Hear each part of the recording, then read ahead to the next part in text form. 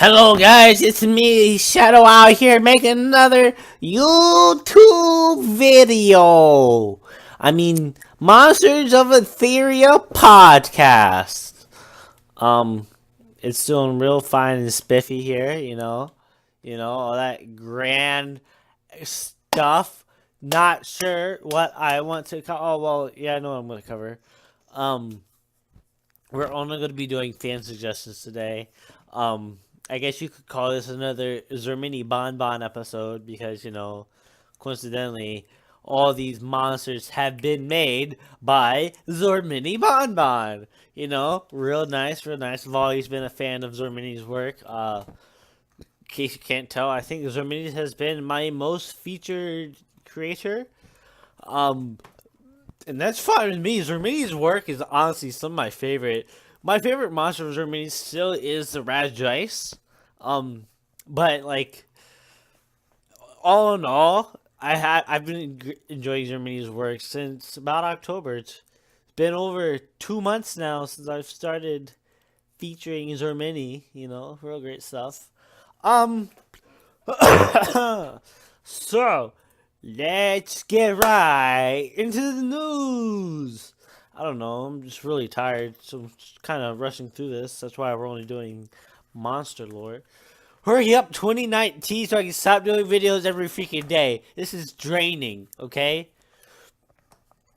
So first up we have Luminaries. It is a psychic / light type, or no, so it's either psychic or light, but it has dragon guaranteed.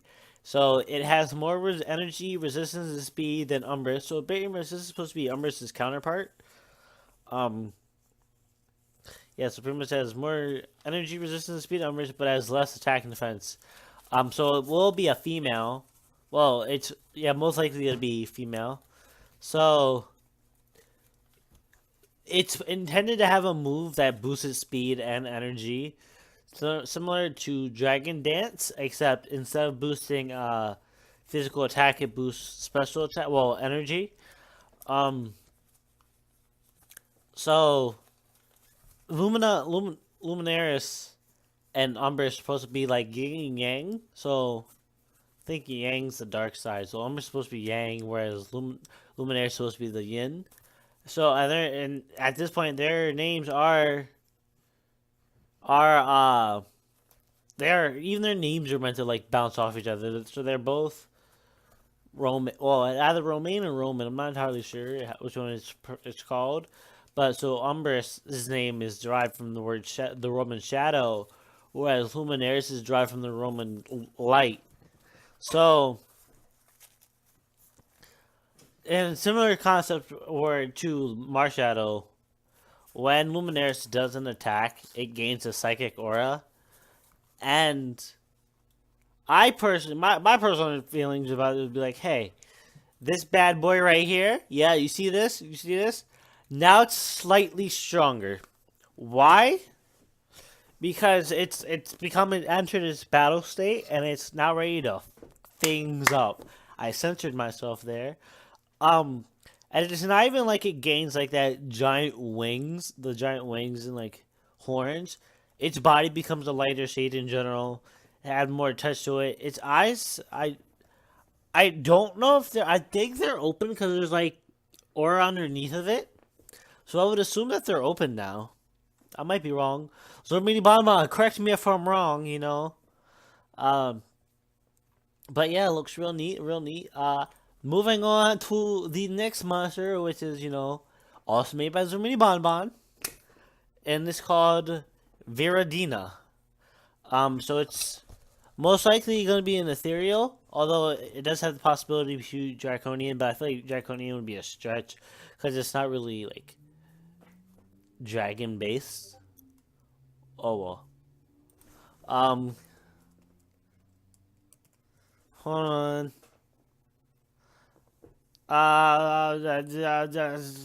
You guys, hopefully you guys didn't hear that. You got a message.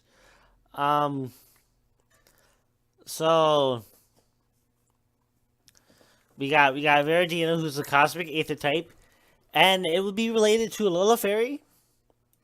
But imagine like So you know how what's the one guy?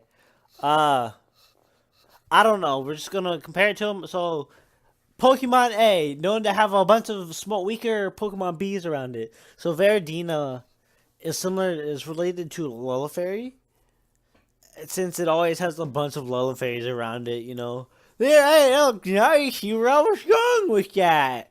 Yeah. So Lullaferry does remind me. Uh, does remind me of what's it called? Lullaferry reminds me, not Lullaferry. Vera Deena reminds me of Ninetales, I guess, because it has a bunch of tails. But it's a four-tailed, no, it's a three-tailed beast, so get the hell out of here. It does have some nice wings, you know. Its fur doesn't exact, so it does have, like, a coat of fur. Because you can see from its legs, you know, they are, still sticking out from underneath the coat of fur. If you, looking real close at his forehead, another thing that attaches it to Lullaferry is the symbol on its forehead is either the exact same or pretty much the exact same symbol that Lullaferry has. We're gonna borrow something from Naruto, and we're gonna say it has chakra orbs around its head. Those blue orbs. They're obviously like shapes. So the one is a heart, the other one is a diamond, the other one's a star. You have a crescent moon, a skinnier diamond. Can't tell what that one is. I can't tell what the two behind it are. But, you know, like Dreamcatcher orbs, I guess you could say. You know, they're representing emotional things like that. Alrighty, we're moving on. The next one is a three-stage ethereal line. First one is called Arrey, and it is a cosmic metal type. Second form is this is Sharifite. It is a cosmic metal type, and then the last one is ZorminyBonBon. Really must hate me so much, honestly. Like, why are you making me pronounce all these hard ass names lately? And the last one is already RET. Oh man, hate me so much. And it is an Aether Metal type. So Arrey is an unknown monster that decided to have fell into Etheria, just roaming around without causing any harm. As time passes, Arrey mutates into Sharifite. At this state, it slightly floats as it becomes unmovable, and it doesn't move having, so it would have 0 speed, but it is extremely durable. Imagine this being like Puppetar to like Puppetar Metapod to like an extreme level.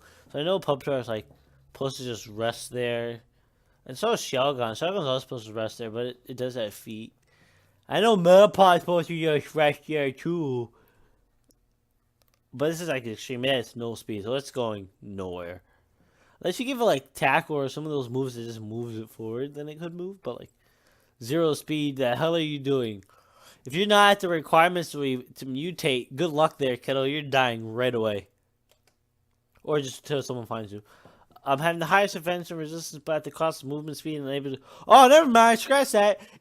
So having the highest defense and resistance, but at a cost of movement and unable to attack at all. So you yourself, boyo, you're not doing nothing. Actually. So that makes you wonder. So if you would like at the move tutor, if you would mutate into Sharifite, I don't know how to pronounce this damn thing. If you would mutate into that on the move tutor pad, would you have like no moves ever to learn? Like, would you not be able to learn anything?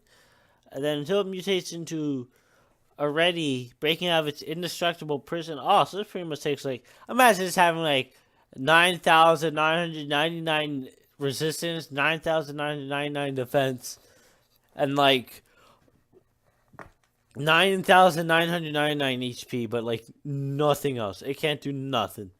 It's tanking everything, And if you want to make it even more tankier, you could give it like regen without even being in the what's it called?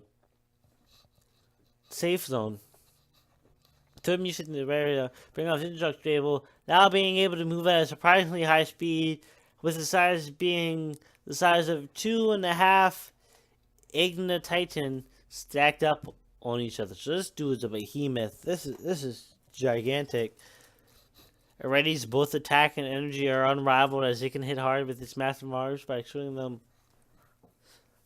wildly, or blast out a hyper beam from its shoulders, arms, palms, chest, or from beneath itself. My favorite comment is ZorminyBonBon is like, hey, let me know, this may sound too OP, but hey, still is almost every other monster in the game. That's great. I like that comment a lot. But like, so we're gonna have to do some nerfing. So I'm alright if you're gonna give it those like OP stats, then you might as well just lower its defense. Like, alright, and the reason why is like, hey, once I break out of this god prison, once I break out of that, I lose all my defense. Well, like most of my defense. I don't know. That guy sounds like he'd be the strongest damn thing in Monsters of Etheria. Then you have those nice exotic forms, which is real nice and pretty.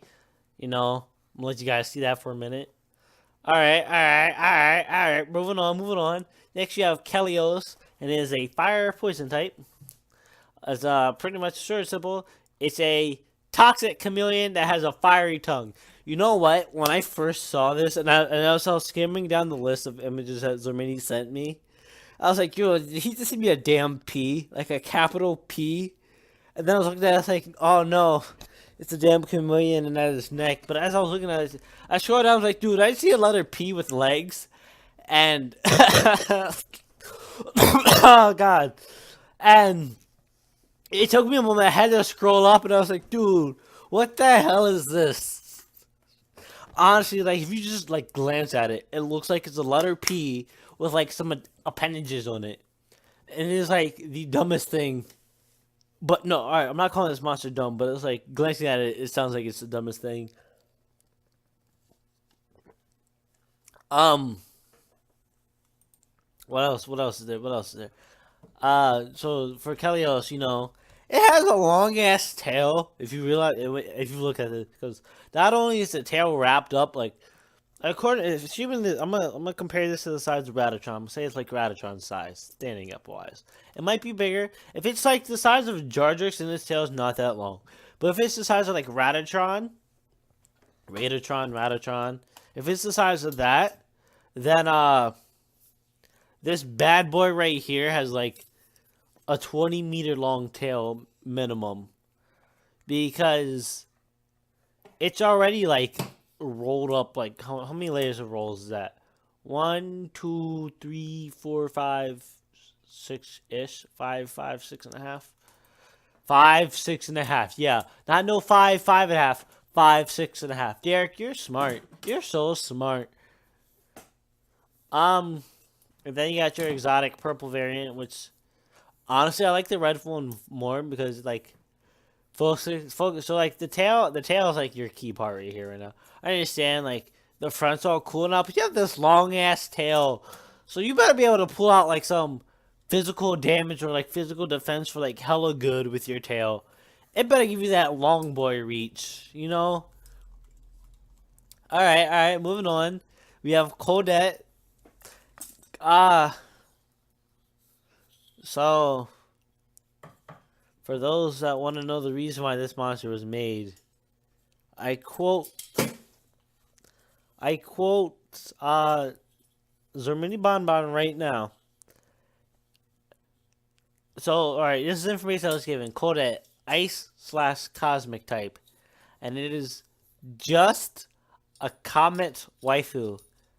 And I quote, if Pokemon has a bunch of waifus, why not Monsters of Etheria? Codebt is supposed to be our waifu.